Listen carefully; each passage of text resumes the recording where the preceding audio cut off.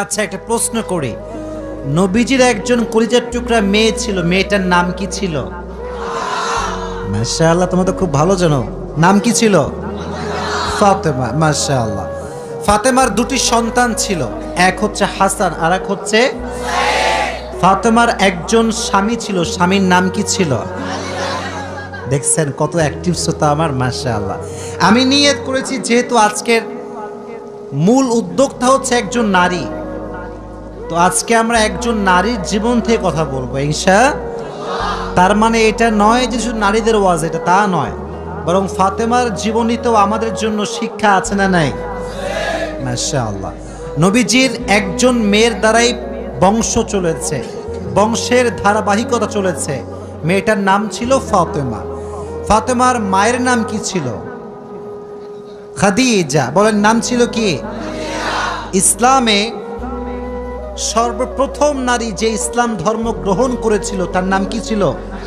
খাদিজাতুল কুবরা রাদিয়াল্লাহু তাআলা আনহা। মাশাআল্লাহ। আচ্ছা বলেন তো, ফাতেমার সম্মানটা কম ছিল না বেশি ছিল? নবীজি বলেছেন জান্নাতে সর্বপ্রথম যেই নারী প্রবেশ করবে এবং জান্নাতের সমস্ত নারীদের যে সরদারিনী হবে তার নাম হচ্ছে ফাতেমা রাদিয়াল্লাহু তাআলা আনহা। সুবহানাল্লাহ পড়ায়। নবীজি বলেছেন যে ফাতেমাকে কষ্ট দেয় সে আমাকে কষ্ট দেয়, যে ফাতেমাকে ভালোবাসে সে যেন আমি নবীকেই ভালোবাসে। সুবহানাল্লাহ পড়ে। এটা হচ্ছে ফাতেমা রাদিয়াল্লাহু তাআলা আনহা। ওনার নাম ছিল ফাতেমা আস-সিদ্দিকা, আবার তাহেরা, আবার আছে জুহরা। এক এক জায়গায় একটা উপাধি এসেছে, তবে ফাতেমার সম্মানকে আকাশচুম্বী সম্মান করে দিয়েছে একজন। জবান খুলে বলেন তিনি কে? এবার আসেন, ফাতেমা রাদিয়াল্লাহু তাআলা আনহা যখন বিয়ে করেছিলেন তার বিয়ের হাদিস, এই যুবকেরা, এই তো কথা এইটা ছিল না, কথা তো এইটা ছিল না, তোমরা চুপচাপ থাকবা একটু গ্যাপে, কেউ কাউকে ধাক্কা দিও না, এখানে জায়গা খুবই কম কারণ সামিয়ারা খুবই কম জায়গায় আছে। আচ্ছা বলেন, ফাতেমার স্বামীর নাম কি ছিল? বলেন না, নাম কি ছিল? আলী রাদিয়াল্লাহু তাআলা আনহু। যখন ফাতেমার বিবাহের বয়স ঘনিয়ে আসলো, সর্বপ্রথম ফাতেমাকে, যুবকের হাদিসটা মনোযোগ দিয়ে শুনো, খালি ডান বাম করে মোবাইল নড়াবো না, কথা শোনো। ফাতেমার বিবাহের জন্য সর্বপ্রথম যিনি বিবাহের প্রস্তাব নিয়ে এসেছিলেন তার নাম হচ্ছে আবু বকর। তার নাম কি? আমাকে জবাব দিবেন, তার নাম ছিল কি? ইয়া রাসূলুল্লাহ, আমি আপনার মেয়েকে বিয়ে করতে চাই, আপনার পারমিশন আছে কিনা? নবীজি যখন প্রস্তাব পেয়েছেন একদম সাইলেন্ট, চুপচাপ, কোনো জবাব দেন নাই। আবু বকর বের হয়ে গিয়েছে। সেকেন্ড টাইম যিনি এসেছেন তার নাম হচ্ছে ওমর ফারুক রাদিয়াল্লাহু তাআলা আনহু। নাম শুনেছেন সবাই? ইয়া রাসূলুল্লাহ, আমি আপনার মেয়েকে বিয়ে করতে চাই, আপনার পারমিশন হবে? নবীজি চুপচাপ, কোনো জবাব দেন নাই।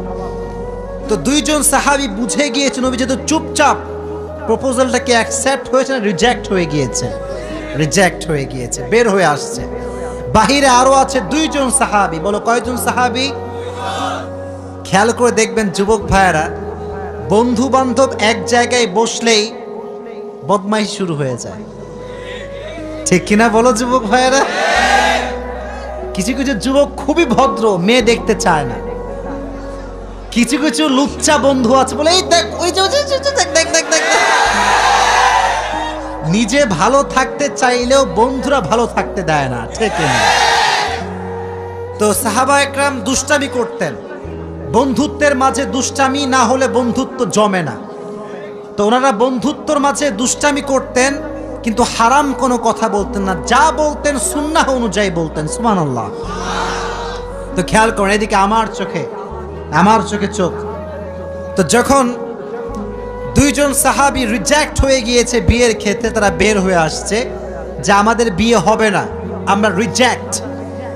বাহিরে আছে আরো দুইজন সাহাবী, এক হচ্ছে আব্দুর রহমান বিন আউফ আর এক হচ্ছে আলী রাদিয়াল্লাহু তাআলা আনহু। তো আব্দুর রহমান বিন আউফ বলছে, আলী, আবু বকর রিজেক্ট হয়ে গিয়েছে, ওমর রিজেক্ট হয়ে গিয়েছে, আমার বিশ্বাস আলী যদি বিবাহের প্রস্তাব নিয়ে যায় নবী তার প্রস্তাবকে কখনো ফিরে দিতে পারবে না। সুবহানাল্লাহ পড়লেন না? এবার আলী রাদিয়াল্লাহু তাআলা আনহু বলছে, আমার কাছে টাকা নাই, পয়সা নাই, গাড়ি নাই, বাড়ি নাই। নবী তো আমার সঙ্গে তার মেয়ের বিয়ে দিবে না, কারণ আমার কাছে কোনো ঘর নাই, বাড়ি নাই। আব্দুর রহমান বিন আওফ বলছে, আগে যাও তো, এটা ট্রাই দিয়ে আসো, চান্স নিয়ে আসো, দেখো কি হয়। তো আলী রাদিয়াল্লাহু তাআলা আনহু এসেছেন। এই ছাতাওয়ালা ভাইরা, হোয়াট ইজ দিস? আওয়াজ কেন? আওয়াজ হবে না প্লিজ। তাকবীর দেন, লিল্লাহি তাকবীর। আল কোরআনের আলো। আমি ট্রাই করছি ন্যাচারালি কিছু বলার জন্য, কারণ দেখেন আপনারা যদি ডিস্টার্ব করেন এটা ওয়াজ থেকে যাবে ইউটিউবে।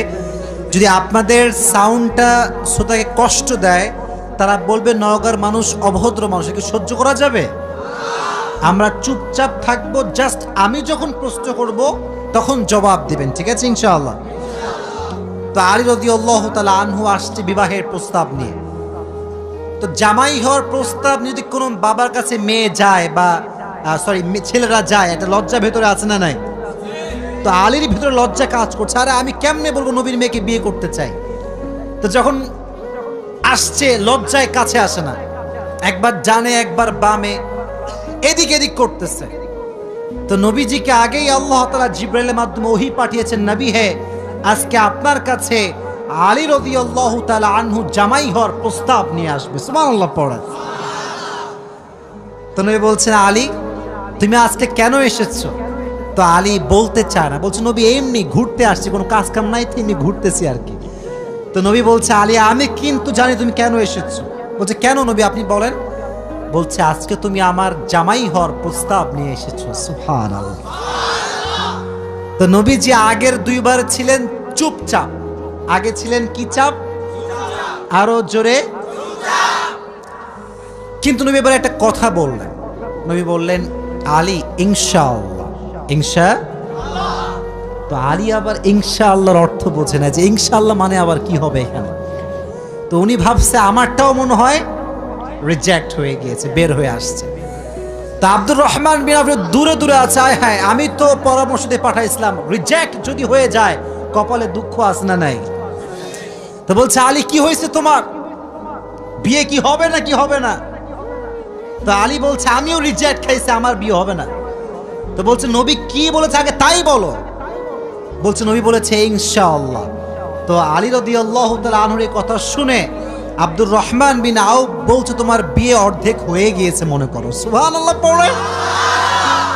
আচ্ছা বলেন তো প্রিয় ভাইয়েরা, ফাতেমার মতো চরিত্রবান নারী কি আমাদের এই বর্তমান বাংলাদেশে পাওয়া যাবে?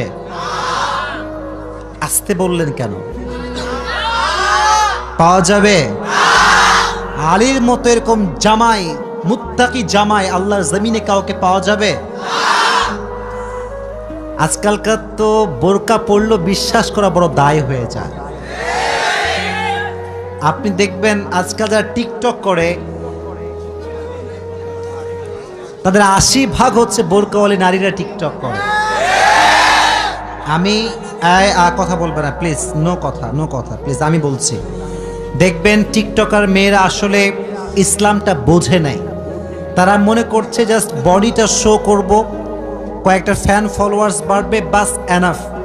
কিন্তু সে বুঝে নাই যে এই সামান্য কয়েকটা ফ্যান ফলোয়ার্স আমাকে জাহান্নামের আগুনে হাজার হাজার বছর পুড়িয়ে ফেলবে, ঠিক কিনা? They don't have any kind of realization, অনুধাবন নাই। এই যে একটা মেয়ের চেহারা আমরা দেখছি, তার উলঙ্গ চেহারা, উলঙ্গ বডি ফেসবুকে সে শো করছে, টিকটকে সে শো করছে, আমাদের চোখ কি ভালো হচ্ছে না নষ্ট হচ্ছে? এই যে মেয়ের কারণে চরিত্র নষ্ট হচ্ছে, মেয়ের আমল নামায় গুনাহ আছে না নাই? তো ফাতেমা এরকম নারী ছিলেন না, এতটা খারাপ তিনি ছিলেন না। উনি ছিলেন সবচাইতে চরিত্রের সুমহান পর্যায়ের অধিকারিণী নারী। সুবহানাল্লাহ পড়া। তো লাস্টে নবীজি ফাতেমার কাছে আসছেন যে, ফাতেমা একটা কথা বলতে চাই আম্মা জান। দেখেন বাবা কাকে বলে, এই যুবকেরা বাবা কাকে বলে দেখো। বলছে আম্মা জান একদম মনোযোগ দিয়ে শুনবেন, ফিল করে শুনবেন। ফাতেমা তোমাকে একটা কথা বলতে চাই। আব্বাজান বলেন কি কথা? বলতেছে যে তোমার জন্য একজন পাত্র পেয়েছি বিয়ের জন্য। তো ফাতেমা বলছে মান হুয়া রজুল, হু ইজ দ্যাট পারসন, সে কে? তো নবীজি বলছেন তার নাম হচ্ছে আলী। তো আলীর নাম শুনে ফাতেমা একটা মুচকি হাসি দিয়েছে, সুবহানাল্লাহ পড়ে। তো মেয়েরা কিন্তু কাউকে পছন্দ করলে সরাসরি ইয়েস বলে না, একটু মুচকি হাসি দেয়।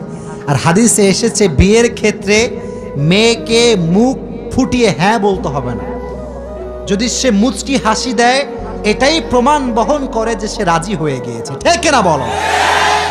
ফাতেমার যেহেতু মুচকি হাসি নবী দেখেছেন, নবী বলছেন ফাতেমা তোমার বিবাহ কার সঙ্গে ফাইনাল? কার সঙ্গে ফাইনাল? আলীর সঙ্গে ফাইনাল।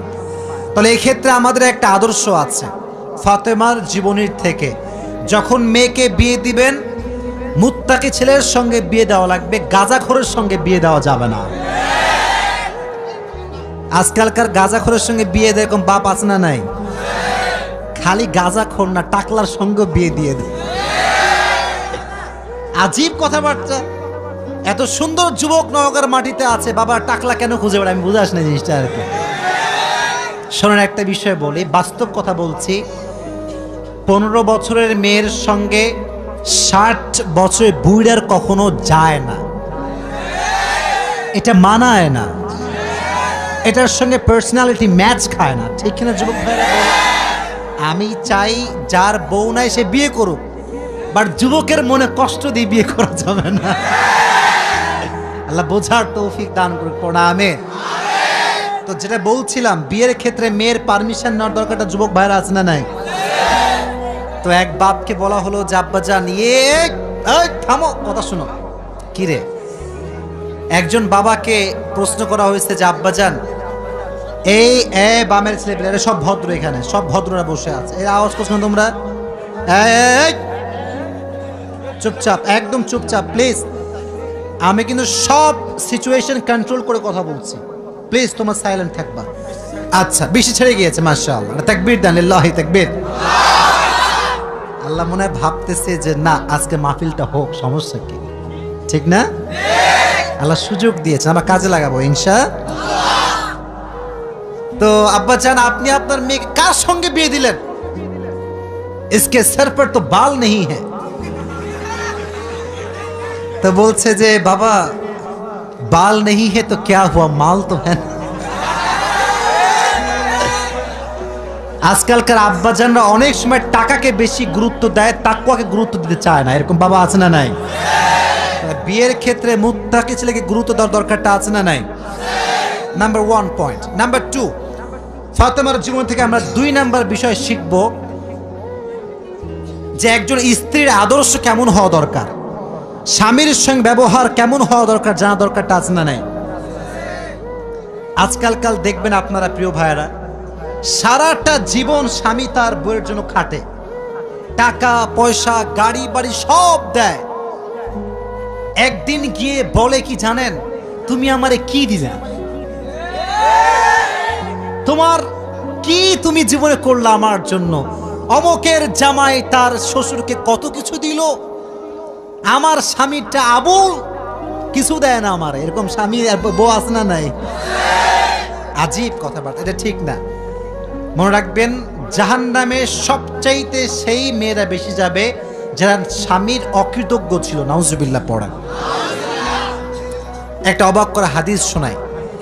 ফাতেমা এমন একজন বউ ছিলেন যিনি তার স্বামীর কাছে কোনো আবদারি করতেন না, কোনো কিছু চাইতেন না। তো একদিন স্বামী আসছে আলী, এসে বলছে এই ফাতেমা তুমি আমার কাছে কোনো কিছু চাও না কেন? কিচ্ছুই চাও না, আমি চাই তোমাকে দিতে, তুমি নিতেই চাও না। আজকে তুমি এমন একটা কিছু চাইবা যেটা খাওয়ার জিনিস হবে, আমি তোমাকে নিয়ে এসে খাওয়াবো, আমি তোমাকে নিয়ে এসে। তো ফাতেমা বলছেন না দরকার নাই। কি দরকার? থাক না, কোনো প্রয়োজন নাই। তো আলী আজকে নাসর বান্দা, না আমি খাওয়াই ছাড়বো আজকে, বলো কি খাবা। তো চাওয়ার একটা লিমিটেশন আছে। উনি বললেন আমার কিচ্ছু লাগবে না, জাস্ট বাজার থেকে একটা আনার নিয়ে আসবেন। কি নিয়ে আসবেন? তো আলী রাদিয়াল্লাহু তাআলা আনহু বলছে ঠিক আছে যাও, আমি যাচ্ছি তোমার জন্য নিয়ে আসবো একটা আনার। বের হয়েছেন নেওয়ার জন্য। এই মনোযোগ দিয়ে শুনবেন হাদিসটা, খুব মনোযোগ দিয়ে। বাজার থেকে একটা আনার কিনেছেন, কিনে যখন বাসায় ব্যাক করবেন, হঠাৎ করে একজন গরিব মানুষ আসছে, সে বলছে, আলী, আজ 3 দিন যাবত আমার পেটে কোনো খানা নাই, আমি বড় হত দরিদ্র মানুষ, খুবই ক্ষুধার্ত মানুষ, তুমি কি আমাকে কিছু খাওয়াতে পারবা? আলী রাদিয়াল্লাহু তাআলা আনহু এতটা দান করার মেন্টালিটি ছিল, এতটা ভালো মানুষ ছিলেন, বইয়ের কথা ভুলে গিয়েছেন, ওই আনারটাও আল্লাহর রাস্তায় দান করে দিয়েছেন। তো যখন আনার মানে হচ্ছে ডালিম, ডালিম, ডালিম। ও আচ্ছা, না বুঝলে বলা যাবে, কোনো সমস্যা নাই। আনার মানে হচ্ছে, নগরে ডালিম আছে না নাই? তোমাদের নগরে একটা বড় বাজার আছে, বাজারটার নাম কি? ওখানে দেখবা রাস্তার বাম পাশে সবগুলো বসে না, ফলের সব দেখবা, অনেক অনেক অনেক আপনার আঙ্গুর রাখা আছে, বেদানা রাখা আছে, আছে না নাই? আপনারা বেদানাও বলেন, ডালিমও বলেন। আচ্ছা, তো উনি দান করে দিয়েছেন। তো যখন দান করে দিয়েছেন, হঠাৎ করে মাথায় আসছে, তো কার জন্য ছিল? ফাতেমার জন্য। বলেন, কার জন্য ছিল? তো মনটা খারাপ যে জীবনে বউ একবার চাইলো, তাও খাওয়াইতে পারলাম না, মানুষকে দিয়ে দিলাম। বাসায় আসছে, মনটা খুবই খারাপ। তো বউয়ের ভালোবাসা কাকে বলে খুব ভালো করে বুঝবেন। আলী যখন গেটটা খুলেছে, ফাতেমা যখন আলীর চেহারার দিকে তাকাইছে, বলছে, আলী, নিশ্চিত তুমি আমার বেদনা, আমার ডালিম তুমি আল্লাহর রাস্তায় দান করে দিয়েছো। সুবহানাল্লাহ পড়ে। তো বলছে ফাতেমা, আসলেই তাই, আমি দান করে দিয়ে আসছি। তো বলছে, আলী, তুমি যদি আমার জিনিসকে আল্লাহর রাস্তায় দান করে খুশি হও, আমি ফাতেমা তাতেই খুশি হয়ে গেলাম। অবাক করা বিষয় দেখেন, হঠাৎ করে একজন মানুষ বাসার গেটে নক করেছে, এই কেউ কি আছে বাসায়? গেট খুলেছে, তো দেখছে গেটের বাইরে দাঁড়িয়ে আছে একজন সাহাবী, তার নাম হচ্ছে সালমান ফারসি। তার নাম কি? এদিকে পেছনে কিয়ামত হয়ে যাক, তোমরা আমার দিকে তাকাও। তার নাম কি? সালমান ফারসি। বলছে, কি হয়েছে আপনার, হঠাৎ করে আপনি আমাদের বাসায় আসছেন? বলছে, নবীজি তোমার জন্য 9টি আনার হাদিয়া পাঠিয়েছেন। আপনার সুবহানাল্লাহ পড়তে পারলেন না? কয়টি আনার? আরো জোরে। তো আলী বলছেন, নো, এটা আমার না, এটা আমার হতে পারে না। সালমান ফারসি বলছে, কেন? এটা তোমার জন্য পাঠিয়েছে। আলী বলছে, ভালো করে চেক করো, এটা আমার জন্য হতে পারে না। বলছে, কেন? বলছে, আল্লাহ তাআলা কোরআনে বলেছেন, মান জাআ বিল হাসানাতি ফালাহু আশরু আমসালিহা, যে আল্লাহর রাস্তায় একটা দিবে, আল্লাহ তারে 10 গুণ বাড়ায় দিবে। তাহলে আমার তো 9টা হবে না, আমার হবে কয়টা? তো সালমান ফারসি এই কথা শুনে আবার পকেটে হাত দিয়েছে, হাত দিয়ে আরেকটা বের করেছে, বলছে, নবী তোমাকে 10টাই দিয়েছে, আমি জাস্ট পরীক্ষা করছিলাম। সুবহানাল্লাহ পড়েন। তো চাইলেও একটা ভালোবাসা লাগে, আর যে আল্লাহর রাস্তায় দান করে তার আরো বেশি বাড়ায় দেয়। একজন আওয়াজ দিয়ে বলে, তিনি কে? আর একটা রিওয়ায়াত বলি। একদিন ফাতেমা রাদিয়াল্লাহু তাআলা আনহা সুতা বিক্রি করলেন। কি বিক্রি করলেন? সুতার দাম হচ্ছে 6 দিরহাম। কয় দিরহাম? আচ্ছা, তো বলছে, হে আমার স্বামী আলী, 6 দিরহাম নিয়ে কয়েকটা রুটি নিয়ে আসো হাসান এবং হোসাইনের জন্য। কার জন্য? হাসান এবং হোসাইন কার সন্তান? ফাতেমা এবং আলীর সন্তান। তো অবাক করে একটা রিওয়ায়াত, আমি জাস্ট গতকালকে এটা পড়লাম, এটা আমি আগে জানতাম না। তো বের হয়েছে বাসার থেকে রুটি কিনবার জন্য। কি কিনবার জন্য? রুটি কিনে ফেলেছে। Just he was coming back to home, বাসায় আসছিলেন। হঠাৎ করেই গরিব আসছে, অসহায় মানুষ। আলী, কিচ্ছু নাই পেটে খাওয়ার মতো, তুমি কিছু দিতে পারবা? আলীর মনোমাইন্ড এতটা বড় ছিল, যা কিনতে গিয়েছিল ফ্যামিলির জন্য, ওইটাও আল্লাহ রাস্তায় দান করে দিয়েছে। জোরে সোরে পড়ুন সুবহানাল্লাহ। সন্তানের জন্য খাবার আপনি কিনেছেন, কিন্তু দান করে দিয়েছেন, কিন্তু ভেতরে একটা কষ্ট আছে না নাই? দেখো, এই যুবকেরা, প্লিজ প্লিজ লাফালাফি করো না, এদিকে আমার দিকে একদম স্থির হয়ে থাকো, চুপচাপ স্থির থাকো, কারণ নওগাঁর মানুষ তো এরা অভদ্র ঘরের সন্তান, এরা সব ভদ্র ঘরের সন্তান, ঠিক না? চুপচাপ থাকেন। তো যখন ফিরে আসবেন, হঠাৎ করে একজন লোক আসছে, এসে বলছে, আলী তুমি কি এই উটটা কিনবা? উট? বলেন কি? তো আলী বলছে, না ভাই টাকা পয়সা নাই, কেনার সম্ভব না। তো বলছে, তোমাকে আমি এইটা এখন দিচ্ছি, তোমার যখন বিক্রি করার সুযোগ হবে তখন বিক্রি করবা, তোমার লাভ তুমি রাখবা আর আমারটা আমাকে দিলেই হবে। তো আলী বলছে, ঠিক আছে দাও। জাস্ট উটটা নিয়েছে, উট নিয়ে বাসায় ব্যাক করবে, আবার আরেকজন আসছে, বলছে ভাই এর দাম কত নেবেন বলেন? বলছে ভাই আপনি দাম বলেন। যে উটের দাম হক 200 দিরহাম, ওই লোক আগেই বলছে আমি এটাকে তোমার কাছ থেকে 300 দিরহাম দিয়ে ক্রয় করে নিব। নিয়ে নিয়েছে উট। তাহলে আগে ছিল মাত্র কয় দিরহাম, এখন তিনি কয় দিরহামের মালিক হয়ে গেলেন? সুবহানাল্লাহ পড়তে পারলেন না? এখন এই যে 300 দিরহামের মালিক যাকে দিবে, লভ্যাংশ খুঁজে পায় না। কই গেল লোকটা? লোক আর খুঁজে পায় না, না পেয়ে বাসায় আসছে। যখন গেট খুলেছে, গেট খুলেই দেখছে নবীজি তার বাসার ভেতরে বসে আছে। বলছে আলী আজকের ঘটনা তুমি বলবা নাকি আমি বলবো? বলছে নবী আপনিই বলেন। বলছে তোমার কাছে সর্বপ্রথম যিনি উট বিক্রি করেছিলেন তিনি আর কেউ নন, তিনি হচ্ছেন জিবরাইল। আর যিনি ক্রয় করেছেন 300 দিরহাম দিয়ে, সে কোনো মানুষ নয়, তিনি হচ্ছেন ইসরাফিল। কেন নবী এটা কেন আমার সঙ্গে হলো? বল তুমি যে নিজে না খেয়ে মানুষকে খাওয়াইছো, এটা আল্লাহর কাছে বড্ড ভালো লেগেছে। তো আল্লাহ তোমার এত বেশি বাড়ায় দিয়েছে যে তুমি কল্পনাই করতে পারো না। সুবহানাল্লাহ পড়েন। তাহলে প্রিয় ভাইয়েরা, আল্লাহর রাস্তায় দান করার জন্য আলী এবং ফাতেমার থেকে শিক্ষা নেওয়ার দরকারটা আছে না নাই? যতটুকু পারি নিজেও খাবো, মানুষকেও দিব। নিজে খাবো, মানুষকে দিব না, এটা স্বার্থপর ছাড়া কিচ্ছু হতে পারে না। আমরা স্বার্থপর হব না, ভালোবেসে যাব। আল্লাহ ভালোবাসার মন আমাদের দান করুক, পড়া আমিন। আর একটা হাদিস, আচ্ছা বলেন তো পরিবারের, আচ্ছা এখানে সব যুবক আমার মনে হয় আমরা মধ্যবিত্ত পরিবারের সন্তান, ঠিক আছে না প্রিয় ভাইয়েরা? শোনেন একটা কথা বলি, অনেক সময় অনেক যুবকের মন খারাপ হয় যে হুজুর শখের একটা R15 নাই, শখের একটা আইফোন নাই, ঠিক আছে না প্রিয় ভাইয়েরা? শখের একটা গাড়ি নাই, শখের একটা বাড়ি নাই। অনেকের এটা কষ্ট থাকে, না বললে হবে না, এটা মানুষ হিসেবে কষ্ট লাগে, ঠিক আছে, কিন্তু মাথায় রাখবা, এদিকে হাদিস বলছি, গরিবরা মধ্যবিত্তরা বড়লোকের চাইতে 500 বছর আগেই জান্নাতে প্রবেশ করবে। এবার খুশি না বেজার? এবার হাদিস শোনা। হঠাৎ করে একদিন আলী এবং ফাতেমার ঘরে এতটা অভাব, ভাত নাই, চাল নাই, ডাল নাই, কিচ্ছু নাই, একেবারে 3 দিন যাবত না খাওয়া। কয়দিন? এটাই কম মনে হচ্ছে আপনার কাছে? কম না বেশি? আপনি বিশ্বাস করেন আজকালকার যুবকরা বডি বিল্ডিং করে, ইভেন তার 6 প্যাক বডি আছে, কিন্তু রোজা রাখতে চায় না। এই এলাকায় মনে হয় নাই? খবর লাগাবেন না, আপনার ভাবিও রোজা রাখে না, খবর লাগায় না।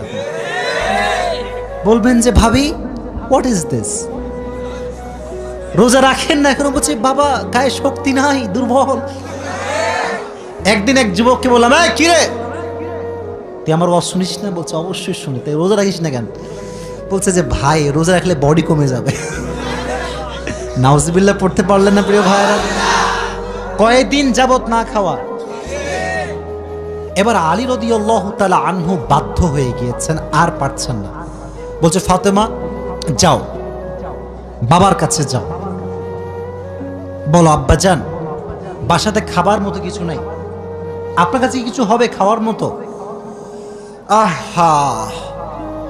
ফাতেমা যখন ঘরে আসছেন, নবীজি ঘর খুলে দিয়েছেন। দেখেন বাবা এবং মেয়ের ভালোবাসা কত সুন্দর। ফাতেমা বলেন নাই যে আব্বাজান কিছু লাগবে। যখন গেট খুলেছে, মেয়ের চেহারা দেখেছে, আব্বা বুঝে গিয়েছে মেয়েটা আমার ক্ষুধার্ত হয়ে আমার কাছে এসেছে। সুবহানাল্লাহ। ডাক দিয়ে বলছে ফাতেমা তোমার অবস্থা কি বলো? কি হয়েছে তোমার? ফাতেমা রাদিয়াল্লাহু তাআলা আনহা ডাক দিয়ে বলছে, আব্বাজান, আজ 3 দিন যাবত আমাদের বাসায় কোনো ভাত নাই, ডাল নাই, চাল নাই, গোস্ত নাই, কিচ্ছু নাই। আমি আপনার কাছে একজন ক্ষুধার্ত নারী হয়ে এসেছি কিছু নেওয়ার জন্য। তো নবীজি বলছেন, এই যুবকেরা এদিকে তাকাও। বলছে, ফাতেমা, আমার কাছে 5টা বকরি আছে, 5টা দোয়া আছে। 5টা বকরিও আছে, 5টা ধামরাটের ভাইয়েরা, 5টা দোয়া আছে, 5টা বকরি আছে। তুমি কোনটা নিতে চাও? which one you want to select? তো ফাতেমা বলছে, নবী হে, আমার বকরি লাগবে না, আমাকে দোয়া শিখাই দিলেই হবে। পরীক্ষায় পাস। দোয়াটা আমার সঙ্গে সবাই পড়েন, সকলে আমার চোখে চোখ রাখেন, সবাই পড়েন, ইয়া আউয়ালাল আউয়ালিন, ইয়া আখিরাল আখিরিন, ইয়া যাল কুওয়াতিল মাতিন, ইয়া রাহিমাল মাসাকিন, ইয়া আরহামার রাহিমিন। আমি জানি যে এটা এখনই মুখস্থ করা সম্ভব না, তবে এটা আগামীকাল কোথায় যাবে? হ্যাঁ, মাশাআল্লাহ, সার্চ করবেন, ডাউনলোড দিবেন, এখানে কাট করে নিয়ে আসবেন। এই দোয়াটা you have to repeat after me, বারবার বারবার বারবার। নবীজি বলেছেন, এই দোয়া যে যত বেশি পড়বে তার রিজিকে বরকত তত বেশি বেড়ে যাবে। এই দোয়াটা আমরা বেশি বেশি পাঠ করব তো ইনশাআল্লাহ। এবার ফাতেমা আলীর কাছে ব্যাক করেছে। আলী বলছে, ফাতেমা, তোমার হাতে গোস্ত কোথায়? ভাত কোথায়? খাবার কোথায়? তোমার হাত তো খালি, কোথায় আমার খাবার? তুমি তো খালি হাতে ফিরে এসেছো। বলছে, আলী, আমার হাত খালি না, আমার হাত ভরপুর আছে। বলছে, কিভাবে? বলতেছে যে, যাহাবতু লিদ-দুনিয়া ওয়া জিতু বিল আখিরা। আমি নবীর কাছে দুনিয়া চাওয়ার জন্য গিয়েছিলাম, নবী আমাকে আখিরাত দিয়ে ফিরাই দিয়েছে। আমি আখিরাত নিয়ে তোমার কাছে এসেছি। তো আলী এবার নিজেই আসছে। ডানের যুবকরা, কিরে আমার দিকে তাকাও। এবার নিজে কে আসছে? আলী। পরে এবার কে আসছে? নবী হে, অভাব, খাবার দাবার কিচ্ছু নাই। নবী এবার সংখ্যা বাড়ায় দিয়েছে। বলছে, আমার কাছে 5000 বকরি আছে আর 5টা দোয়া আছে, তুমি কোনটা চাও? আলী বলছে, নবী, 5000 বকরি নয়, 5টা দোয়া হলেই চলবে। কতটা আল্লাহর উপরে ভরসা চিন্তা করেন।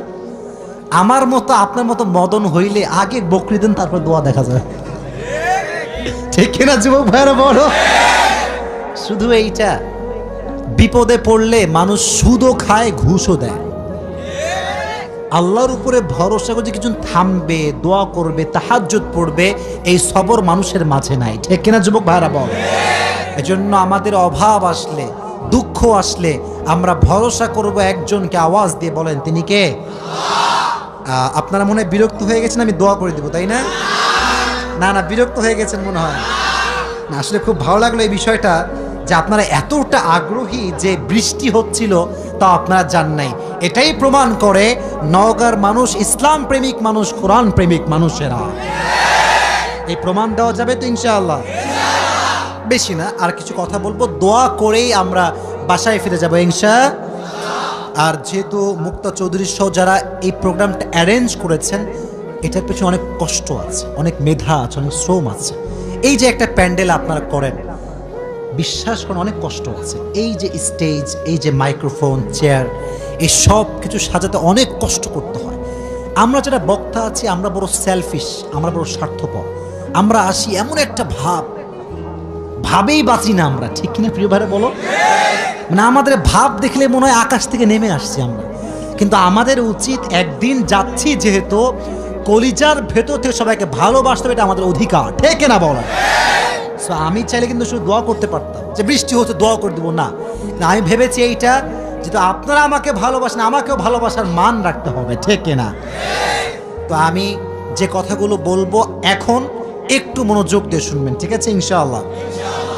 আচ্ছা, এখান থেকে যে সাউন্ড, এটা কি বাসায় যাচ্ছে? আশেপাশে যে বাসাগুলো, মানে আমার বোনরা তো শুনতে পাচ্ছে, তাই এখন যা বলবো এটা বোনদের জন্য গুরুত্বপূর্ণ হবে। আচ্ছা শোনেন, একটা কথা আমি আপনাকে, এই যুবকেরা প্লিজ আমার দিকে তাকাও, প্লিজ। আর কতবার বড় লাগে, প্লিজ আমার চোখে চোখ রাখো। আমি তোমাদের কাছে একটা কথা বলি যুবক, আচ্ছা আমরা কি মেয়েদের শত্রু নাকি বলো? তোমরা বলো না কেন, আমরা কি শত্রু? আমার কথা হচ্ছে বোন, আপনি পর্দাশীল হয়ে যান, আপনাকে আমরা স্যালুট করব, ঠিক না? আপনি পর্দাশীল না হলেও আপনাকে কলিজার ভেতরে সম্মান করব, এই জন্য কারণ কাউকে ঘৃণা দিয়ে নয়, সম্মান দিয়ে পরিবর্তন করতে হয়। আমাদের যে আজকাল অ্যাটিটিউড আমাদের বক্তাদের ভেতরে, দেখবেন যে আমরা বাংলাদেশে ভাই যেই পরিমাণ হুজুররা আর এক হুজুরকে বদনাম করে, পৃথিবীতে দ্বিতীয় আর কোথাও আপনি এরকম পাবেন না। এই মাইকটা পাইলে ওই হুজুর কনফার্ম জাহান্নামী, ওই হুজুরের বাপ কাফের, ওই হুজুর দাদা কাফের, এই হুজুর নিজেও কাফের, 14 গোষ্ঠী সবই কাফের। আচ্ছা সব হুজুর যদি কাফের হয় তাহলে জান্নাতে যাবে কি? জান্নাতে যাবে কি? ন্যারো মাইন্ডের আমরা, খালি ভুল ধরতে পারি, গুণ ধরতে পারি না, ঠিক কিনা বলো? তো আজকের এই নওগাঁ ধামইরহাট, তাই না, ধামইরহাটের মাহফিল আমি একটা ছোট্ট কথা বলছি। আমি আমার এটা কখনো আমি বলি নাই, আজকে ফার্স্ট বলছি। আমি আমার বন্ধুদের কাছে ক্ষমা চাচ্ছি আজকের, কারণ আমার কথায় কিছু মিস্টেক ছিল। কি মিস্টেক ছিল? মেয়েদেরকে আমি যা শিখেছি এই পর্যন্ত, মানে আমার এই ক্যারিয়ারে, যুবক ভাইরা তোমরা এটা ভালো করে শুনবা, কারণ সামনে বিয়ের দিন তো আসতেছে, তাই না? এখন থেকে রোমান্টিক হওয়ার দরকার আছে না? মানে প্র্যাকটিস তো করবা, প্র্যাকটিস তো করা লাগবে, ঠিক না বলো যুবকেরা? তো দেখো আসলে কি জানো, মেয়েদের সঙ্গে কড়া হয়ে কোনো লাভ নেই, ঠিক আছে না? মানে মেয়েরা কড়া সব একদম পছন্দ করে না। আমি ভাবতাম যে ঝাড়ি মারলে মনে হয় সব চেঞ্জ হয়ে যাবে, তো এখন বুঝতে পারতেছি যে মেয়েদেরকে আসলে ধমক দিয়ে কিছু হবে না। যা বলতে হবে সম্মানের সঙ্গে বলতে হবে, একদম পরিপূর্ণ রেসপেক্ট দিয়ে বলতে হবে, মেয়েরা দেখবা অটোমেটিক্যালি পরিবর্তন হয়ে যাবে, ঠিক না বলা? এটা আমি শিখেছি তারিক জামিলের থেকে। নাম শুনছেন আপনারা? পাকিস্তানের একজন টপ ফেমাস স্কলার, দেখবেন সাদা পাগড়ি পরে, দেখছেন মনে হয় আপনারা ইউটিউবে ফেসবুকে। তো উনি বললেন যে अगर किसी को दीन में लाना चाहते हो तो जबान की बोल को मीठा बनाओ। উনি বললেন যদি কাউকে দিনের পথে নিয়ে আসতে চাও, তোমার কথা হবে মধুর মতো মিষ্টি। সুবহানাল্লাহ পড়ো। তিতা কথা দিয়ে কিছু করা যায় না। আপনি দেখবেন যে আমি অধমের কথা এমন এমন যুবকরা শোনে যার এক পাশে চুল আছে আর এক পাশে চুল নাই, খুব স্টাইলিশ ছেলেগুলো আমার কথা শোনে, তো রাস্তায় দৌড়ায় দৌড়ায় আসে, এই কি ব্যাপার, তুমি আমার কথা শোনো, তোমার তো আমার সঙ্গে আসলে যাওয়ার কথা না। বলছে হুজুর আপনি যা বলেন এটা আমার সঙ্গে যায়, যায় না? এই যে আমি বলি ছ্যাঁকা খেয়ে বেকা হওয়া যাবে না, কথা বাস্তব না অবাস্তব? আমি এটা বলি কেন জানেন? আমি ভাবি এই কথা, আমি হুজুর, আমাকে আমার মতো চিন্তা করলে হবে না, আমাকে ওই যুবকটার মতো চিন্তা করতে হবে যে যুবকটা এখন ভবিষ্যতে খারাপ পথে যেতে যাচ্ছে, তাকে আমার জায়গায় নিয়ে আসতে হবে। আমি হুজুর মানুষ, আমার চিন্তা একরকম, যুবকের চিন্তা আর এক রকম। আমি চিন্তা করি দিন কেমন করে মানা যায়, আর যুবক চিন্তা করে টিকটকে ফলোয়ার কেমনে বাড়ানো যায়। চিন্তার মাঝে পার্থক্য আছে। আমাকে যদি একে মোটিভেট করতে হয়, আমাকে তার জায়গায় যাওয়া লাগবে। আচ্ছা একটা এক্সাম্পল দিই, দেখবা অভিনয় যারা করে, মানে রাগটা করছেন নাকি আপনারা? কথা কি আমি অবাস্তব বলছি না বাস্তব বলছি? হারাম তো হারাম, এখানে কোনো আপোষ নাই, কিন্তু অভিনয়ের ক্ষেত্রে একটা বিষয় খেয়াল করবেন, যারা যে অভিনয় করে ওই ক্যারেক্টারে চলে যায়। ওই ক্যারেক্টার মানে সে একজন প্রতিবন্ধী, তার ক্যারেক্টার এইটা, আমাকে প্রতিবন্ধীর মতোই বিহেভ করতে হবে। তো আমি যখন হুজুর এখানে বসে আছি, আমাকে বুঝতে হবে আমার সামনে সব শ্রোতা হুজুর নয়, এক একজন এক এক জায়গায় পড়াশোনা করেছে, কেউ স্কুলে, কেউ কলেজে, কেউ ভার্সিটিতে, তাই না? তো চিন্তাধারা পরিবর্তন হবে, আমাকে কথা বলতে হবে আজহারির মতো, কারণ আজহারি যখন কথা বলে একজন আলেমও যেমন শোনে, একজন প্রফেসরও সেই কথা শোনে। আমাদের চিন্তা পরিবর্তন করতে হবে। তো যেটা বলছিলাম, বোনদের ক্ষেত্রে মারামারি করে কোনো লাভ নাই, সম্মান দিয়ে পরিবর্তন করতে হবে, ঠিক কিনা প্রিয় ভাইরা? এবার আসেন হাদিস থেকে কথা বলি। তাকবীর দেন সবাই মিলে, লিল্লাহি তাকবীর, আরো জোরে লিল্লাহি তাকবীর। কিছু কিছু মেয়ে আছে দেখবেন গায়ে পড়ে ঝগড়া করে, এটাও খোটা দিয়ে বলছি না, সম্মানের সঙ্গে বলছি।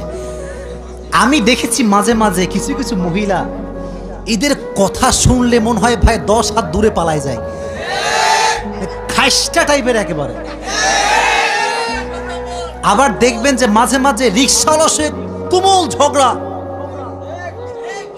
কে রে এক মহিলা দ্বারা ঝগড়া করতেছে, খুবই ঝগড়াটি হয়। কিছু কিছু মহিলা আছে দেখবেন, আর কিছু কিছু মেয়ে আছে দেখবেন স্বামীর সঙ্গে গায়ে পড়ে ঝগড়া করে, গায়ে পড়ে। স্বামী এসে বলছে যে দেখো তোমাকে শাড়ি পরে অনেক সুন্দর লাগছে মাশাআল্লাহ।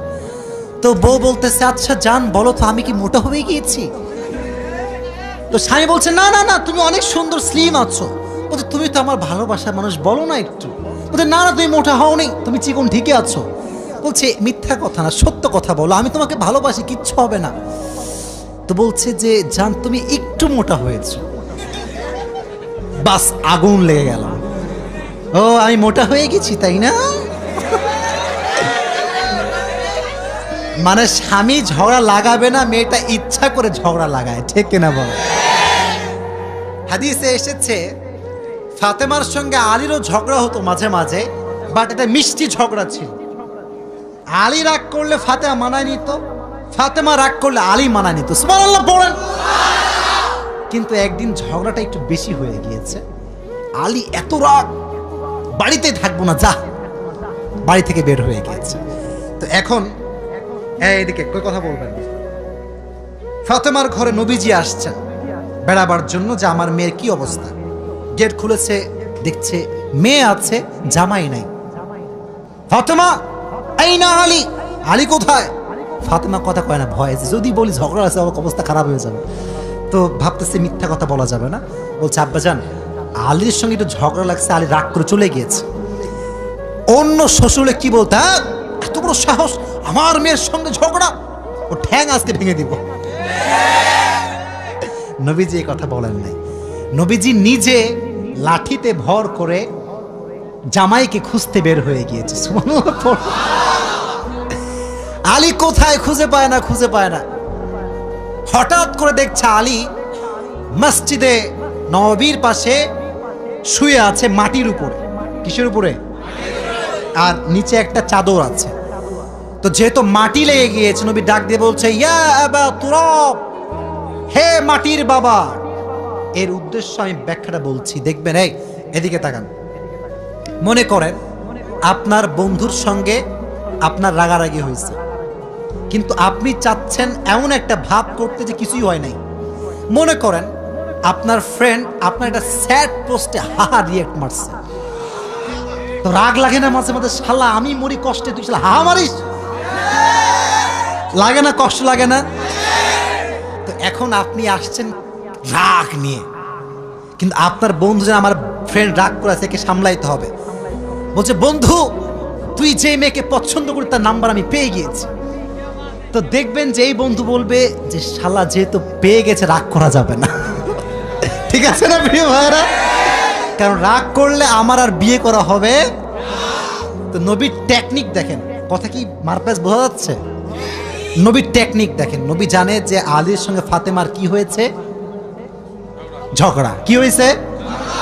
আরো জোরে কি হয়েছে? তো আলীকে এমন ভাবে ডেকেছে ইয়া আবা তুরাব, মানে ও জামাই সাহেব কি খবর, কি করেন? মানে আমি কিছু জানি না, কোনো সমস্যা না, আসেন, কিছু হয় নাই, আসেন। তো আলী ভাবতেছে নবী মনে হয় জানে না, কোনো সমস্যা নেই, চলেই নবীর সঙ্গে যাওয়া যায়। তো নবী এদিকে তাকান, প্র্যাকটিক্যালি বোঝেন, আমি অ্যাক্টিং করে বোঝাচ্ছি, অভিনয় করে। নবীজি বললেন আলী ওঠেন, নিজে জামাইয়ের হাত ধরে উঠালেন। সুবহানাল্লাহ পড়েন। গল্প করতে করতে জামাই শ্বশুর যাচ্ছে বাড়ির দিকে। এদিকে বাসায় আছে কে? বাসায় আছে কে? নবীজি গেট নক করলেন, ফাতেমা তুমি কোথায়, বের হও। ফাতেমা গেট খুলেছেন। ফাতেমা একটু হোপ মেরে আছে, মানে রাগ, স্বামীর উপর একটা মিষ্টি রাগ। নবীজি বুঝে গেছেন যে ফাতেমা রেগে আছে। আলীও তাকাচ্ছে না। ভালোবাসার রাগ আর কি। ভালোবাসা হচ্ছে এমন একটা জিনিস, এখানে রাগ না থাকলে, অভিমান না থাকলে ভালোবাসা জমে না আসলে, ঠিক না প্রিয় ভাই? আচ্ছা, তো নবীজি বলছেন ফাতেমা এই দেখেন, এদিকে তাকান, এদিকে তাকান। ফাতেমা ডান পাশে বসো। আলী আমার কাছে আসো, রোমান্টিক সিন ম্যান, বামে বসো। তো বলছে আলী তোমার হাত দাও, ফাতেমা তোমার হাত দাও, এবার আমার বুকের দিকে তাকান, এই যেখানে। নবীজি ফাতেমার হাত এখানে রাখলেন নিজের বুকের উপরে, আলীর হাত তার উপরে, আর নবীজি এই দুইটা হাতের উপর নিজের হাতটা রাখলেন। এই তিনটা হাত একসঙ্গে, একটা হচ্ছে ফাতেমার হাত, আর একটা হচ্ছে আর একটা নবীজির নিজের হাত। সুবহানাল্লাহ পড়ে। নবীর হাত যেখানে আছে বরকত কম না বেশি? তিনটা হাত রেখে নবীজি দেখেন কি চালাক নবী, কি চালাক নবীজি। বলছে ফাতেমা বলো আই লাভ ইউ, বলো কি? আসলে হাদিসের শব্দ আই লাভ ইউ না, আমি জাস্ট আপডেট করে এটাকে বোঝাচ্ছি। আলীকে বলছে আরে তুমি বলো আই লাভ ইউ টু, বলো আমাদের কোনো রাগ ঢাক কিচ্ছু নাই। নবীর হাতের ছোঁয়া পেয়ে তারা সব রাগ ভুলে গিয়ে আবার মিলেমিশে একাকার হয়ে গেল। ঝগড়া লাগতে পারে, মনে রাখবেন সম্পর্কে রাগ হতে পারে, অভিমান হতে পারে, বাট ছেড়ে যাওয়ার নাম ভালোবাসা নয়, হাতটা আগলে ধরার নাম হচ্ছে ভালোবাসা। ঠিক কিনা? হাত ধরে রাখলেন যে হাত ছাড়া যাবে না। যখন মিটমাট নবীজি বের হয়ে আসলেন, নবীজির চেহারা এতটা খুশি, যখন সাহাবা একরামদের কাছে আসছে নবীর চেহারার থেকে নূর বের হতে শুরু করে দিয়েছে। ইয়া রাসূলুল্লাহ আপনি এত খুশি কেন? বলছে সাহাবা একরাম শোনো, আজ আমি আমার মেয়েকে তার জামাইয়ের সঙ্গে মিলাই দিয়ে আসছি। এই জন্য ঝগড়া হতে পারে বাট ডিভোর্স দেওয়া যাবে না। আজকালকার ডিভোর্স এত বেশি বেড়ে গিয়েছে, যে পরিমাণ মানুষ মরে তার চেয়ে বেশি ডিভোর্স বাংলাদেশে হয় মনে হয় আজকাল। ডিভোর্স দেওয়া যাবে, মানিয়ে নেওয়ার দরকারটা আছে না নাই? এই জন্য বোনদের কাছে আমার আবদার, অনুরোধ, রিকোয়েস্ট, স্বামীকে খোটা দিয়ে নয় ভালোবাসা দিয়ে বোঝাতে হবে। স্বামীকে তার অতীত দিয়ে নয় তার বর্তমান দিয়ে জাস্টিফাই করতে হবে। কিছু কিছু মেয়ে আছে স্বামীর একটু খারাপ পাইলে হয় তোর মতো শয়তান কেউ নাই, এরকম মেয়ে আছে না নাই? শুধু একা একা অপমান করো না, এলাকার মানুষ সবার সামনে। মনে রাখবেন যেই মেয়ে তার স্বামীর বদনাম করে সেই মেয়ে ভালো হতে পারে না। স্বামীকে বদনাম করে ঠিক করা যায় না, স্বামীকে ভালোবাসা দিয়ে ঠিক করতে হয়। ঠিক না? তবে মাঝে মাঝে সিচুয়েশন পরিবর্তন হলে পদক্ষেপ নেওয়া যাবে, বাট ডিভোর্সের পর্যায়ে যাওয়া এটা ভালো কোনো কাজ হতে পারে। আল্লাহ আমাদের সকলের দাম্পত্য জীবনকে সুখময় করে দিক, সকলেই পড়না আমিন। তাহলে আমরা শিখলাম বিয়ের ক্ষেত্রে মেয়ের পারমিশন নেওয়ার দরকারটা আছে না নাই? ফাতেমার বিয়ের ক্ষেত্রে নবীজি পারমিশন নিয়েছেন কি নেন নাই? Number 1 point. নাম্বার 2, এই বাচ্চারা এই এক মোবাইল দিছে কে রে? হ্যাঁ না মুরব্বী আব্বাজান আপনার পাশে কিচ্ছু হয়নি, এ কিচ্ছু হয়নি, একে ঝাড়ে না না কিছু বলেন না, ঝাড়ি মারা যাবে না, ও আবার এখানে আসবে, তো ওকে আসতে হবে, ও আজকের শ্রোতা আগামীর নামাজি হবে ইনশাআল্লাহ। এদের সঙ্গে বাজে ব্যবহার করবেন না। কিছু কিছু হুজুর দেখে এই বাচ্চারা, এই বাচ্চা যাওয়ার সময় তওবা করে ইয়ার কভি ভি মাহফিল মে নেহি আয়েঙ্গে হাম, ও তওবা করে যায়। ঠিক না প্রিয় ভাইরা? আবার মাঝে মাঝে দেখবেন বাচ্চা যখন মসজিদে যায়, মুরব্বী আছে কিছু মুরব্বী ঠেটা টাইপের, ঠেটা ঠেটা ঠেটা মুরব্বী আছে এলাকায়। তুই কার বেড়া রে? আজীব কথাবার্তা। বাচ্চা আসলে পকেটে চকলেট রাখবেন, আব্বু এদিকে আসো, কয় রাকাত পড়লা? আমি একজন বাচ্চাকে বললাম কি রে ফজর নামাজ কয় রাকাত বা 10 রাকাত? ও বোঝে না বাট আসে, তো ওকে তাড়ায় দেওয়া যাবে? ভালোবাসার দরকারটা আছে না নাই? তাহলে 1 নাম্বার শিক্ষা, মেয়েকে বিয়ে দেওয়ার ক্ষেত্রে পারমিশন নিব। আজ আছেন তো ইনশাআল্লাহ। 2 নাম্বার, যতই অভাব হোক না কেন আল্লাহর রাস্তায় দান আমরা করবো তো ইনশাআল্লাহ। আর মেয়ে যখন স্বামীর কাছে কিছু চাইবে, খারাপ ভাষায় চাইবে না ভালো ভাষায় চাইবে? ভালো ভাষায়। আচ্ছা, লাস্ট নাম্বার সেটা হচ্ছে আমরা যখন বিয়ে করব যতই ঝগড়া হোক সমাধান করে নিব, কেউ কাউকে ছেড়ে যাওয়ার চেষ্টা করব। আমি অধম, যা যা বলেছি যতটুকু বলেছি আল্লাহ তাআলা সবাইকে সে অনুযায়ী আমল করার তৌফিক দান করুক, সকলেই পড়না আমিন। আসলে যেহেতু আজকের প্রোগ্রামটা একটু অনাকাঙ্ক্ষিত হয়ে গিয়েছে, আপনারা যদি বসে থাকতেন, আমি যদি কথা বলতাম, মজাই হতো আলাদা, তাই না আজকে? তবে আমরা দুঃখ পাইনি, আমাদের ভরসা আশা একজনের উপরে, তিনি কে? আমি এটা বিশ্বাস করি, বিশ্বাস করেন, এটা হয়েছে, এটাই মনে হয় ভালো হয়েছে। মানে আল্লাহ যা চাইছে ভালোর জন্য তো চাইছে, তাই না? আমি একটা কথা বলি, লাস্ট কথা। কালকে আমার প্রোগ্রাম ছিল সাতক্ষীরা, নাম শুনছেন? খুলনার সঙ্গে হচ্ছে সাতক্ষীরা, যশোর পার হয়ে যাওয়া লাগে। আমি আমার বাস্তবিক কথা বলছি, আল্লাহ ভালো চায় বলেই সব কাজ করে। আমার ইচ্ছা ছিল যে সুন্দরবন কখনো যায়নি, আমি কিন্তু খুলনা জন্মগ্রহণ করছি, আপনারা জানেন খুলনাতে আমার জন্ম হচ্ছে, খুলনাতে। তো ভাবলাম যে এবার সাতক্ষীরা মাহফিল করব, অবশ্যই সুন্দরবনটা দেখেই আসবো। আমি শুক্রবার জুমা পড়িয়েছি হচ্ছে গাইবান্ধা, কোথায়? মানে গরুবান্ধা, গাইবান্ধা আর কি। আচ্ছা, জুমা পড়িয়ে ভাবলাম, আমি বলছি যেটা ভালো করে বুঝবেন, এটা আমি মজা করার জন্য বলছি না, শিক্ষা আছে এখানে। তো গাইবান্ধার থেকে আপনার সাতক্ষীরা হচ্ছে প্রায় 12 থেকে 14 ঘন্টার জার্নি। কম না বেশি ভাই? অনেক দূর। কিন্তু বিশ্বাস করুন, আমার নিয়ত হচ্ছে গাইবান্ধার থেকে সোজা যাবো একদম খুলনা সুন্দরবন। নাটোরে যখন আসছি, নাটোর থেকে 2টা ট্রাম, এক হচ্ছে সাতক্ষীরা আর এক হচ্ছে রাজশাহী। তো আমার পিএস বলছে, ভাই আমার বউ আছে, বাড়ি যাওয়া লাগবে। তো এই কথা শুনে আমরা খুব রাগা, সুন্দরবন ঘুরবো, কিসের বউ, এখন কোনো বউ হবে না। তো যাই হোক, পরে গিয়ে আমরা বললাম ঠিক আছে চলেন রাজশাহীতে যাই। কিন্তু আমার ড্রাইভার সাহেব বলছে হুজুর আমার বউটো সব অন্য জায়গায় গেছে, আমি যেতে পারবো না। তো কেমন যেন আল্লাহ তাআলার ইচ্ছা 12 ঘন্টার জার্নি আমরা করি নাই। তো বললাম ঠিক আছে চলেন রাজশাহীতে যাই। আমি বললাম নিশ্চিত লিখে রাখেন, এখানে কোনো একটা কল্যাণ লিখে রেখেছে কে? রেখে দিয়েছে কে? যা কথা তাই। বাসায় আসলাম, মাথায় প্রেশার যে আবার ঘুম থেকে উঠেই যাওয়া লাগবে সাতক্ষীরা। সকালে কল যে হুজুর মারাত্মক বৃষ্টি, আমাদের বিশাল বড় প্রোগ্রাম, কয়েকটা থানা মিলে আমাদের মাহফিল, বিশাল বড় প্যান্ডেল, একটা ঝড় একটা বৃষ্টি সব বানচাল করে দিয়েছে, সব শেষ। তার মানে হচ্ছে হুজুর আপনাকে আসতে হবে না।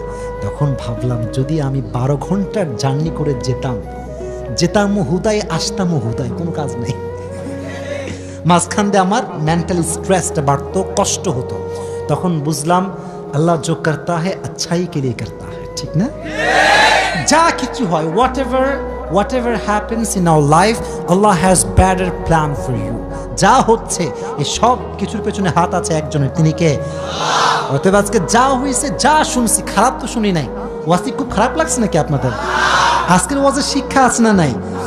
মানে আজকের ওয়াজটা এমন একটা ওয়াজ আমার লাইফে আমি করলাম, যে ওয়াজে যুবকদের জন্য শিক্ষা আছে, মেয়েদের জন্য শিক্ষা আছে, বাবাদের জন্য এইটা শিক্ষা আছে, টাকলা নয়, সরকারি নয়, গাঁজাখোর নয়, মুত্তাকি ছেড়ে দিয়ে আপনার মেয়েকে বিয়ে দেওয়া লাগবে।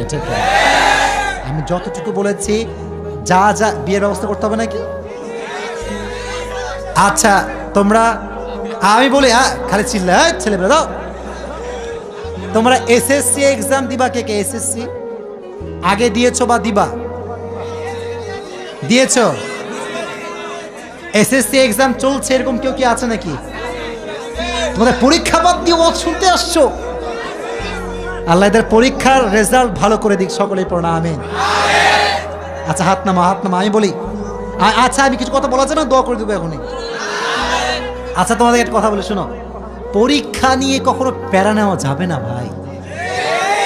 একটা কথা বলি শোনো, পরীক্ষায় ফার্স্ট হওয়া যদি সব কিছু হতো, তাহলে ইলন মাস্ককে কেউ সম্মান করতো না, বিল গেটসকে কেউ সম্মান করতো না। মাথায় রাখবা, পরীক্ষায় ফার্স্ট হওয়া যেমন জরুরি, টাকা পয়সা তার চেয়ে বেশি জরুরি। এটা আমি আসিফ বলছি, কে কি বলবে এটা আমি জানি না। আমি আমার বাস্তবিক অভিজ্ঞতা বলছি। পরীক্ষার ফার্স্ট বেঞ্চার যে ছিল, সে এমন এক অফিসের দারোয়ান হয়েছে যে অফিসের বস হচ্ছে ব্যাক বেঞ্চার। কথা বোঝো না তোমরা আমার? তার মানে যে পড়ালেখা সাইডা দিবা সব, বা তা না। পড়ালেখাও করবা, রেজাল্টও ভালো করবা, মাঝখান দিয়ে চরিত্র ঠিক রাখবা, টাকা পয়সাও তোমাকে কামাতে হবে। কারণ আজকালকার কিছু খালা আছে দেখবা, এই তোমার ছেলের কি খবর গো, আমার ছেলে তো চাকরি হয়ে গেল, আমার মেয়ের বিয়ে হয়ে গেল, তোমার ছেলের কখন কি হবে? বলবা যে আপনার মেয়ের বিয়ে হয়েছে, আপনার ছেলের প্রমোশন হয়েছে, সব ঠিক আছে, বাট আমি তো হাতির বাচ্চা, আমি তো সিংহের বাচ্চা, আমার যখন প্রমোশন হবে নওগাঁ নয় গোটা বাংলাদেশ থরথর করে কাঁপতে থাকবে। ঠিক, wait for the right time, একটু অপেক্ষা করো, বাট ক্যারিয়ারে ফোকাস করো। মনে রাখবা পরীক্ষার এই যে একটা পেইন, এরকম পেইন যে কত খাইছি জীবনে, কিচ্ছু কাজে আসে নাই, খালি ঘুমটা নষ্ট করছি আর কিচ্ছু না। এক সময় এত পেইন, না 1 নাম্বার হতেই হবে, নয় বাপ ভাত দিবে না, কিচ্ছু দিবে না। আমার বাপ আমাকে নিজে বলে, আব্বা তুমি যে 1 নাম্বার চিন্তা হওয়া বাদ দিয়েছিলা, এটাকে আমি এখন বুঝতে পারছি তোমার সঠিক সিদ্ধান্ত ছিল। কারণ আমরা এই যে তথাকথিত সমাজ 1 নাম্বার হতে হবে, 1 নাম্বার হতে হবে, এইটা করতে করতে ক্যারিয়ারের মূল ফোকাসটা হারায় যায়। কথা ঠিক আছে না প্রিয় ভাইয়ারা? তুমি ভালো রেজাল্ট করো, বাট জীবনে যেটা হতে চাও পাশাপাশি এটাকে বেশি ফোকাস করো। রাজি আছো তো ইনশাল্লাহ? তোমরা সাকিব আল হাসানের নাম শুনছো, খেলোয়াড়, অলরাউন্ডার, তাই না? তোমরা, আমি জাস্ট তোমাদেরকে ভালোবেসে কথাগুলো বলছি, আমার কথা শেষ, জাস্ট ভালোবেসে বলছি। তোমরা দেখবা যে ও রিসেন্টলি গ্রাজুয়েশন কমপ্লিট করেছে, দেখছো? 15 বছরের গ্যাপ। কত বছরের গ্যাপ? তো ও যখন পড়ালেখা বাদে ক্রিকেটিং শুরু করছিল, এলাকার মানুষ গাইল ধুমাইয়া গাইল, শালা পাগলা লেখাপড়া বাদ দিয়ে ক্রিকেটিং করে বেড়াচ্ছে। যারা ক্রিটিসাইজ করতো ওই সময়ে, তারাও আজকে সেলফি তোলার জন্য পাগল হয়ে গিয়েছে। ঠিক না ভাই? বোঝা ট্রাই করো, ক্যারিয়ারটা হচ্ছে মেইন থিং। পরীক্ষার রেজাল্ট ডাজেন্ট ম্যাটার যদি তুমি ক্যারিয়ারে ভালো কিছু করতে পারো। তুমি ফ্রিল্যান্সিং করতে পারো, তুমি একজন ভালো উদ্যোক্তা হতে পারো, তুমি বিজনেস ম্যাগনেট হতে পারো, তুমি একজন লেকচারার হতে পারো, তুমি যা মন চায় হতে পারো, বাট খালি পরীক্ষা পরীক্ষা পরীক্ষা, 100 নাম্বার পাইতে হবে, জিপিএ 5 পাইতে হবে, এই চিন্তা বাদ দিয়ে দাও। ঠিক না প্রিয় ভাইরা? আল্লাহ আমাদের সবাইকে বোঝার তৌফিক দান করুক, সকলে পড়া আমিন।